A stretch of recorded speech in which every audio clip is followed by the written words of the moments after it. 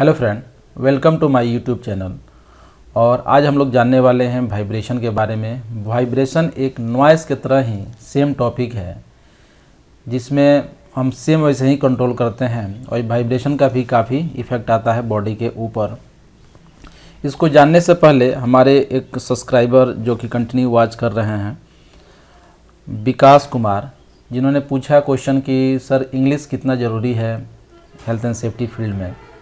तो मेरा मानना है कि हेल्थ एंड सेफ्टी फील्ड में इंग्लिश ज़रूरी है। लिखना पढ़ना तो आना चाहिए।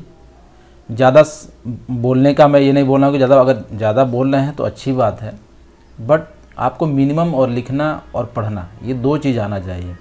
क्योंकि ये दो चीज़ आपको नहीं आता है तो आप emails, checklist, observation, inspection, audit, ये सारा चीज़ करने में आपको काफ़ी तकलीफ़ होगी। साथ में जो भी कंपनी का प्रोसीजर है, health and safety procedure, policy, वो सारा का सारा इंग्लिश में ही है। तो आप अगर समझेंगे नहीं तो आप उस चीज़ को करेंगे कैसे। जो भी ईमेल्स आते हैं हिंदी लैंग्वेज में ईमेल्स नहीं आते हैं। साथ में कोई भी आजकल अगर आप इंडिया में काम करते हैं तो जो आप बातचीत करेंगे वो तो हिंदी में ही होगा। कम्युनिकेशन लगभग हिंदी में ही होता है, सब लोग करते हैं। वर्कर से भी आप हिंदी में ही बात करते हैं, सुपरवाइज़र, इंजीनियर से हिंदी में ही बात करते हैं। बट जितना डॉक्यूमेंटेशन का वर्क होता है ना, वो सारा इंग्लिश में होता है। तो उसमें तो आपके पास टाइम है, आप समझ सकते हैं धीरे धीरे, बट आपको लिखने और पढ़ने आए तभी तो समझ पाएंगे ना, और तभी तो वहाँ लिख पाएंगे ना। तो ये दो चीज़ आना चाहिए।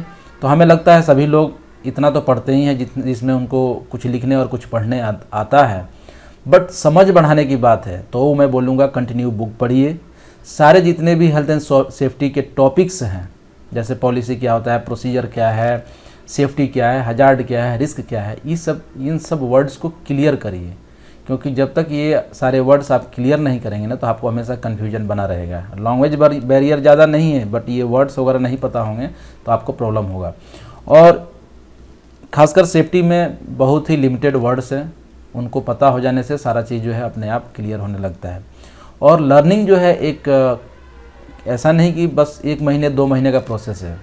लर्निंग एक कंटिन्यूअस प्रोसेस है। आपको कंटिन्यू सीखना है, नए नए चीज़ों को सीखना है। और धीरे धीरे आप पाएंगे। बस 1-2 साल आप मेहनत करें ना तो लगेगा कि आप सब कुछ ठीक है, अब तो बस आगे बढ़ना है। तो बस आप लगे रहिए, कंटिन्यू पढ़ते रहिए, कंटिन्यू लिखते रहिए कुछ और कुछ नए टॉपिक सीखते रहिए, जिससे कि आपको हमेशा अपडेट रहेंगे और साथ में आपको लैंग्वेज कोई बैरियर नहीं लगेगा। बट आउट ऑफ इंडिया काम करना आप देखे होंगे, आउट ऑफ इंडिया में भी वहीं पे उस आदमी को, खासकर इंडिया को, वहीं पे ले जाया जाता है। इंडियन जो सेफ्टी ऑफिसर्स हैं, जहाँ यहीं के लोग वहाँ काम कर रहे हैं। मतलब कि आप देखेंगे कि वहाँ भी हिंदी वाले ही लोग हैं, आपको उन्हीं को मैनेज करने के लिए ले जाना है। बड़ा पोस्ट है तो उसके लिए तो बात ही अलग है, क्योंकि बड़े पोस्ट में तो जो खासकर हाई क्वालिफाइड हैं उनके बड़े पोस्ट पे लेते हैं, तो उनको तो अच्छे से इंग्लिश आती है ताकि वो इंग्लिश में कम्युनिकेट भी कर सकते हैं, कोई प्रॉब्लम नहीं होगा।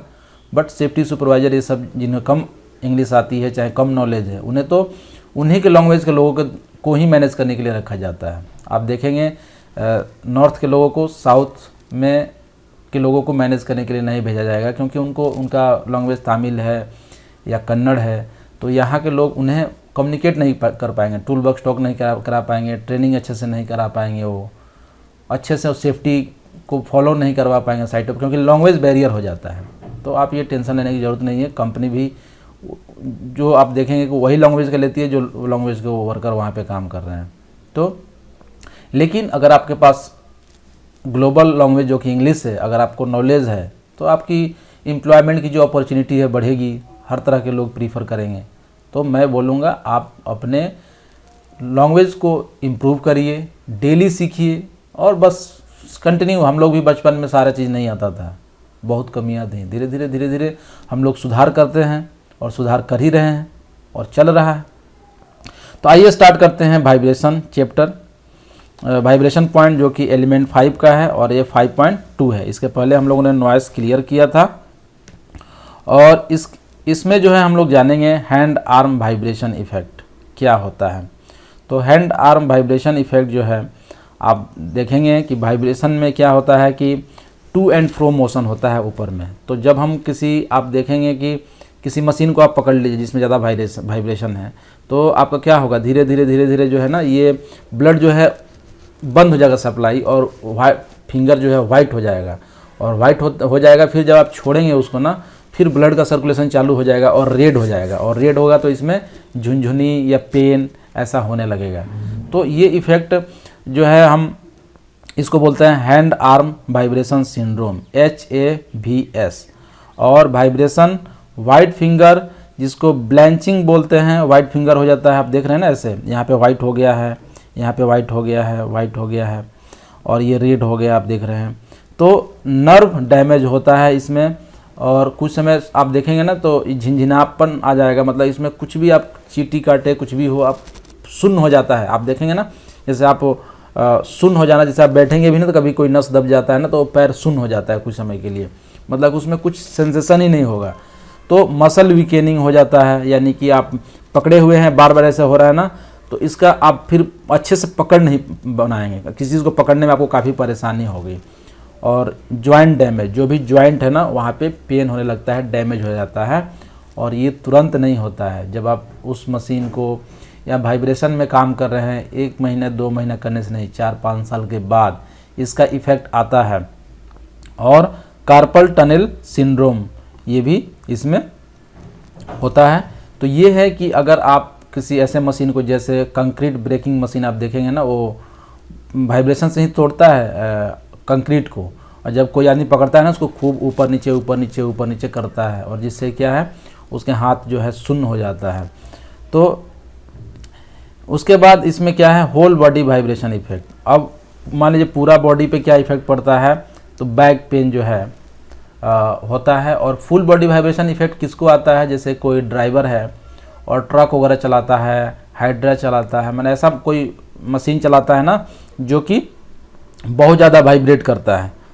आजकल जो कार वगैरह आ रहा है उसमें इतना अच्छा सस्पेंशन दिया है कि वाइब्रेशन ज़्यादा पता नहीं चलता है, बट ड्राइवर जो कि डंपर ट्रक ड्राइवर है, इन सब लोगों को काफ़ी जो है परेशानी होती है, और इनका बॉडी पेन करता है। तो control of vibration at regulation 2005 जो यूके का रेगुलेशन है, मैं बता दूं कि ये कोई स्टैंडर्ड हार्मोनाइज्ड स्टैंडर्ड तो है नहीं जो कि हर जगह एक ही हो, बट इसमें हम लोग, ये यूके का कोर्स है इसलिए यूके का स्टैंडर्ड पढ़ रहे हैं, बट आपके कंट्री में और कोई रूल्स हो तो उसको आप जान सकते हैं। तो वाइब्रेशन डोज डिटरमाइंड बाई, तो भाई इसमें क्या है कि हम लोग डोज जो है, जैसे हम लोग साउंड में पढ़े थे ना, उसमें भी डोज कितना मिल रहा है ना उस वाइब्रेशन के या साउंड का, वो निकालते थे। तो डोज जो है हम 2 तरीके से निकाल सकते हैं। एक जो है वाइब्रेशन मैग्नीट्यूड, यानी कि वाइब्रेशन जो है टू एंड फ्रो ज़्यादा कर रहा है मतलब ज़्यादा मैग्नीट्यूड है, हल्का हल्का कर रहा है मतलब कम है। तो ये वाइब्रेशन मैग्नीट्यूड कितना है।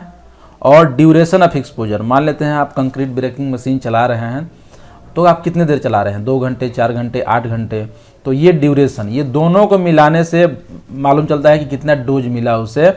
और इसमें क्या करते हैं, रेगुलेशन कहता है कि पर्सनल एक्सपोजर एस्टिमेटेड किया जाता है कि एक आदमी का कितना डोज होना चाहिए, हर आदमी का एक डोज होता है ना, जैसे इतना वाइब्रेशन सह सकता है, तो उसके अनुसार he called 8 hours energy equivalent vibration magnitude, 8 hours पे निकालते हैं क्योंकि एक वर्किंग पर्सन का 8 आवर का ड्यूटी होता है, और इसको A8 बोलते हैं। This is compare to legal standard, हम ये सब निकालने के बाद लीगल स्टैंडर्ड से कंपेयर करते हैं जो वर्क रेगुलेशन, आगे देखेंगे कौन सा क्या इसके पॉइंट्स है, और देखते हैं कि जो वहाँ का लीगल स्टैंडर्ड है उसके हम नीचे में है कि नहीं, यानी कि डोज हमारा उससे ज़्यादा तो नहीं हो रहा है। तो आइए देखते हैं क्या लीगल स्टैंडर्ड है। Daily exposure action value, daily exposure हम एक दिन यानी कि 8 घंटे में 2.5 मीटर पर सेकेंड, यानी कि जो आप एक्सेलरेशन का जो यूनिट होता है ना वही वाइब्रेशन का भी यूनिट होता है।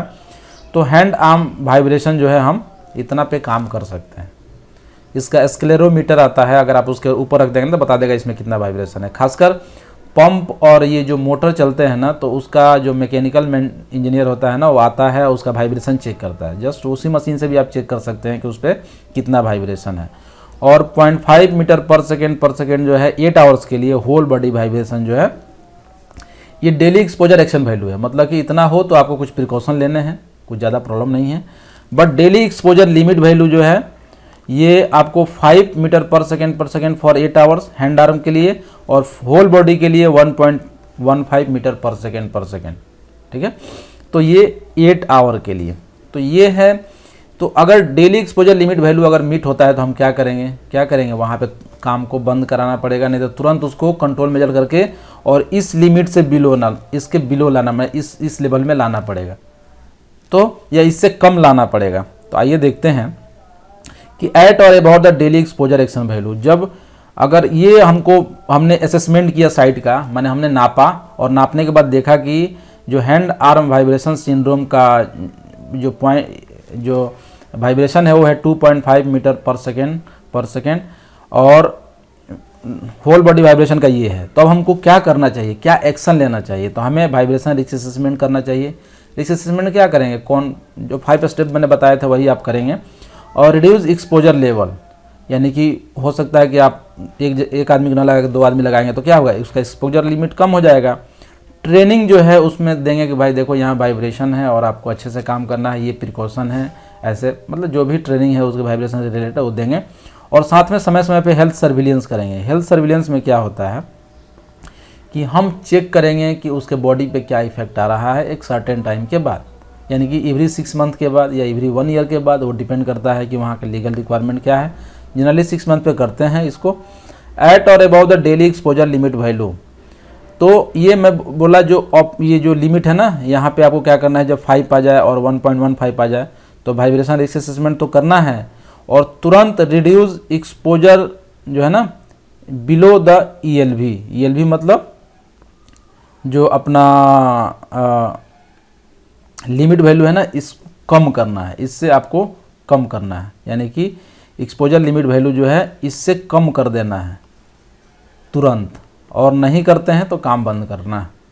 यानी कि ये जो गवर्नमेंट ने सेट किया वो स्टैंडर्ड है, आपके कंट्री में अलग अलग हो सकता है, तो आपको तुरंत ये बताता है कि हमें करना क्या है, कौन सा वाइब्रेशन का लेवल आए। तो अब बात आ गई कि basic vibration control measure, vibration को कैसे कंट्रोल कर सकते हैं। तो वाइब्रेशन को कंट्रोल करने के लिए आप देखे होंगे अच्छे सस्पेंशन सिस्टम लगा देते हैं गाड़ी वगैरह में, तो हमें शॉक कम पता चलता है, मतलब कि वाइब्रेशन कम पता चलता है। इसका ये कुछ सिस्टमेटिक एग्जांपल देखते हैं, जैसे कि एलिमिनेशन से लेके और PPE तक। तो एलिमिनेशन सबसे पहला काम है, यानी कि कोई ऐसा मशीन, जैसे कि हम लोग ये कंक्रीट ब्रेकर यूज़ कर रहे हैं, हैंड कंक्रीट ब्रेकर है, और हम हैंड कंक्रीट ब्रेकर न यूज़ करके जो आप देखे होंगे कि जो एक्जीवेटर होता है मशीन जो गड्ढा खोदता है, उसके ऊपर एक उसके जो बूम में वो लगा रहता है, यही मशीन लगा रहता है, वो मशीन खोदता है। तो हम ये ना करके अगर वो कर दे तो क्या हो गया, पूरी तरह से एलिमिनेट हो गया। अब हम मैनुअली काम ना करके मशीन काम कर रहा है। तो पहला एग्जाम्पल हम ऐसे जो है वाइब्रेशन को कंट्रोल कर सकते हैं। लेकिन कभी कभी संभव ये नहीं रहता है, तो हम क्या करेंगे, सब्स्टिट्यूट, यानी कि ये वाइब्रेशन वाली जो मशीन है, ये जो कंक्रीट ब्रेकिंग मशीन या ये मशीन तो कॉम्पैक्शन वाली है, बराबर कर रही है, या वाइब्रेटर होता है ना जिसमें कंक्रीट को वाइब्रेट करके बैठाते हैं, वो भी एक मशीन है। तो ये तो ज़मीन बराबर करने की मशीन है, वाइब्रेट करके, तो इसको यूज़ कर रहे हैं। लेकिन आप देखेंगे कि समय समय पे नए नए टेक्नोलॉजी आती है, मशीन में चेंजेज आते हैं, वाइब्रेशन का लेवल चेंज, मतलब कि नए नए कंपनी का मशीन आता है जो कि काफ़ी अच्छा काम करता है, स्मूथ काम करता है, पता नहीं चलता है। तो हम पुराने मशीन को नए मशीन से चेंज कर दें तो ये क्या हो गया, सब्स्टिट्यूट हो गया, यानी कि वाइब्रेशन ख़त्म नहीं हुआ, उसकी जगह पे ज़्यादा वाइब्रेशन था, अब कम वाइब्रेशन वाली मशीन आ गई। चेंज वर्क टेक्निक चेंज कर सकते हैं, कुछ ऐसा मेथड लगाएं जिसमें उसका काम ही ना पड़े। मेंटेनेंस, जानते हैं ज़्यादा वाइब्रेशन देता है तो क्या है, अरे जाओ इसको थोड़ा मेंटेनेंस करो ताकि ये स्मूथली चले, ये ज़्यादा वाइब्रेट ना हो, ज़्यादा इसमें साउंड ना आए। तो हम मेंटेनेंस करके भी वाइब्रेशन को कम कर सकते हैं, उसका एक भी लिमिट है। और ड्यूरेशन जो है, यानी कि एक आदमी उसके बाद इंटरप्शन द पाथवे इंटरप्ट कर सकते हैं। आप देखेंगे एक मशीन चल रहा है, आप जो है उस पर बैठे हुए हैं तो आपको ज़्यादा वाइब्रेशन फील होगा, बट उस पर आप बैठे हैं लेकिन सीट में अगर स्प्रिंग लगे हुए हैं तो आपको कम फील। जैसे ट्रैक्टर जो है ना, आप ट्रैक्टर देखेंगे, ट्रैक्टर में बैठना मतलब काफ़ी पेनफुल होता है, मेरा मानना है, मैंने खुद एक्सपीरियंस किया है। तो ट्रैक्टर का जो ड्राइवर का जो स्प्रिंग है ना, वो काफ़ी इलास्टिक होता है और उससे पता नहीं चलता उसका वाइब्रेशन, लेकिन आप बॉडी में बैठेंगे ना तो आपका पूरा बॉडी हिलते रहता है हमेशा। तो ये टेक्निक हम क्या कर देते हैं, ड्राइवर को आइसोलेट कर दिया, किससे, तो उसके इंजन मतलब जो उसका बॉडी है उससे, इससे उसमें वाइब्रेशन ट्रांसमिट कम हो रहा है। उसके बाद जो है ड्यूरेशन। ड्यूरेशन में हम लोग क्या करते हैं, लिमिट टाइम एक्सपोज, यानी कि हर आदमी, जैसे कि कंक्रीट ब्रेकिंग मशीन जो है एक आदमी 8 घंटे ना चला के 1-1 घंटे सब चला रहे हैं या 2-2 घंटे सब चला रहे हैं, तो इससे क्या होगा, पता भी नहीं चलेगा किसी को ज़्यादा पेनफुल भी नहीं होगा। लेकिन एक ही आदमी पूरे दिन चलाएगा तो बहुत परेशानी होगी। उसके बाद है जॉब रोटेशन, यानी कि वही बोला जॉब रोटेशन, ये दोनों सेम कर दिया मैं ना। लिमिट टाइम एक्सपोज में क्या होता है, एक आदमी 2 घंटे चलाएगा, उसके बाद फिर कल चलाएगा, ऐसा लिमिट हो गया। और अदर जॉब रोटेशन में क्या हो गया, मतलब एक ही काम को 10 लोग मिलकर कर रहे हैं या 5 लोग मिलकर कर रहे हैं 2-2 घंटे, 1-1 घंटे। और लास्ट में आता है पीपीई। मेरा मानना है कि पीपीई ज़्यादा इफेक्टिव नहीं है, बट इसमें जो है पीपीई हाथ सूखा रहना चाहिए, मतलब कि उसमें मॉइस्चर ना हो। मॉइस्चर नहीं रहने से क्या है कि एक गैप बनता है, और जितना मतलब कि क्लोज कंटेक्ट होना वाइब्रेशन उतना ज़्यादा ट्रांसमिट होता है। क्लोज कंटेक्ट नहीं होगा ना तो वाइब्रेशन ट्रांसमिट नहीं होगा। तो हाथ सूखा हो और सूखा ग्लव्स पहने, जिससे कि उसमें क्या है ना कि मतलब कि फोम टाइप का रहेगा ना ग्लव्स, तो उसमें आधा उस फोम में एब्जॉर्ब हो जाएगा। मेरा मानना है कि उसमें शॉक एब्जॉर्ब हो जाएगा, तो हैंड पे नहीं आएगा। और जो है लेकिन ज़्यादा इफेक्टिव नहीं है, तो ये भी ग्लव्स का भी यूज हम लोग कर सकते हैं। तो ये टेक्निक है हमें वाइब्रेशन कंट्रोल करने का। आइए जानते हैं role of health surveillance. Health surveillance का क्या रोल होता है। तो एट और above the exposure action value, जब एक्सपोजर एक्शन वैल्यू है उस पर कोई काम कर रहा है, उस पर तो काम करना ही है मान लेते हैं, या उसके नीचे उसके ऊपर। लेकिन कभी कभी क्या है कि हम हर चीज़ को मेजर नहीं कर पाते हैं और कुछ चेंजेज हो जाते हैं बॉडी में, मतलब कि कुछ सिंड्रोम आ जाते हैं, उसके इफेक्ट आ जाते हैं वाइब्रेशन के।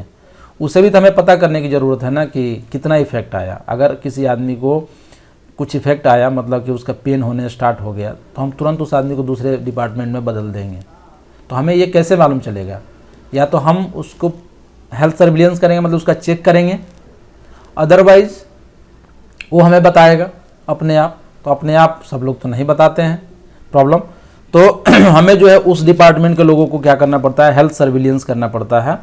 और हेल्थ सर्विलेंस जो है ये अलाउ करता है identification of worker with pre existing violation. अब मान लीजिए कोई नया वर्कर आ रहा है, इसलिए प्री एम्प्लॉयमेंट मेडिकल टेस्ट होता है।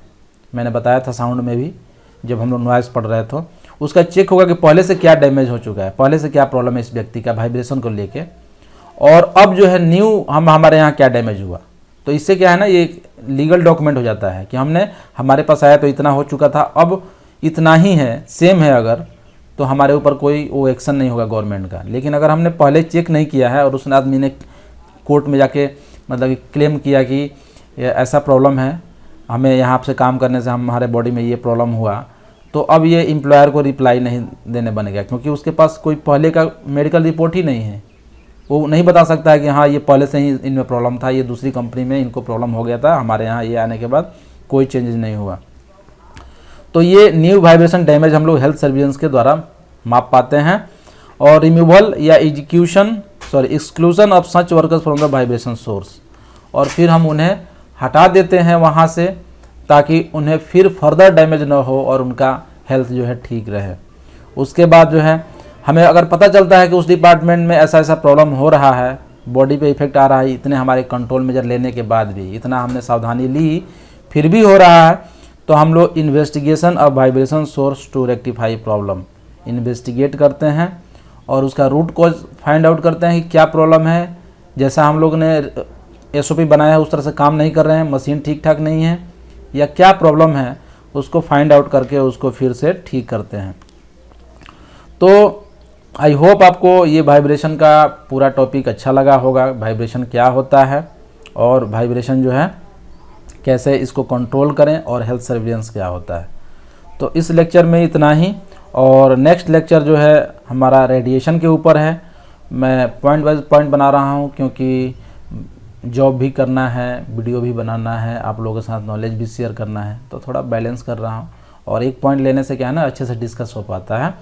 तो इसलिए कंटिन्यू हमारे चैनल पे लगे रहिए, सब्सक्राइब करके रखिए, बेल आइकन दबा के रखिए, ताकि आपको नोटिफिकेशन मिलता रहे, और थोड़ा थोड़ा आप डेली नॉलेज लेते रहिए, जिससे कि आपका नॉलेज भी बढ़े। तो थैंक्स फॉर वॉचिंग।